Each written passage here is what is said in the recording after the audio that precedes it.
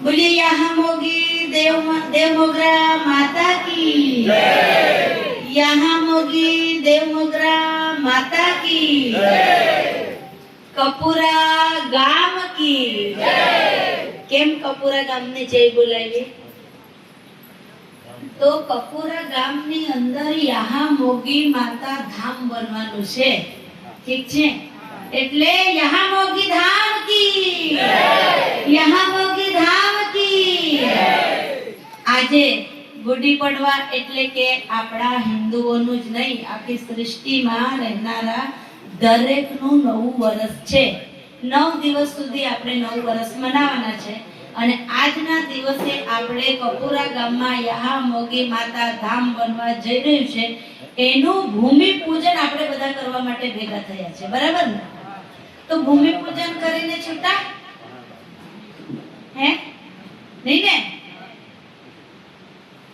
અત્યારે હું આવતી હતી તો મોબાઈલમાં राजेश्वरानंदजी महाराज ने સાંભળતી હતી, तो बोले जरा कीर्तन हो रहा था तो कहा कि जाहि विधि राखे राम ताहि विधि रहिए, सीताराम सीताराम सीताराम कहिए।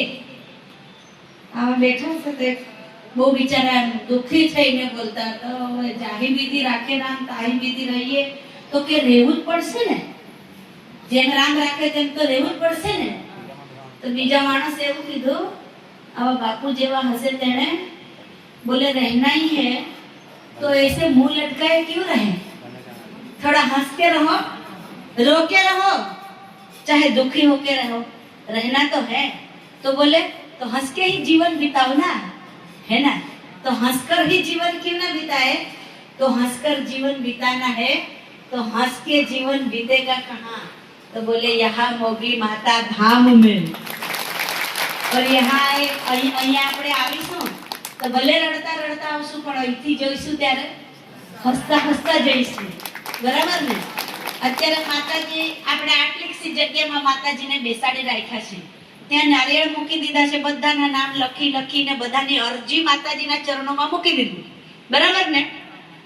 તો આપણે ઈચ્છીએ છીએ કે આટલી નાની જગ્યામાં માતાજી બેસે એમ, જગદંબા જગત જનની, એના માટે હૃદય ખૂબ મોટું વિશાળ દરિયો છે, પણ સાથે સાથે આપણા જેવા ભક્તો આવે તો ક્યાં બેસી શકે? તો એમને બેસવા માટે સરસ મજાનું એક ધામ હોય, મંદિર હોય, અને આપણે જઈએ એટલે આપણને એમ થાય, અહીંયા આવીએ એટલે આપણને એમ શાંતિ થાય, પણ ઘર છે એવું લાગે।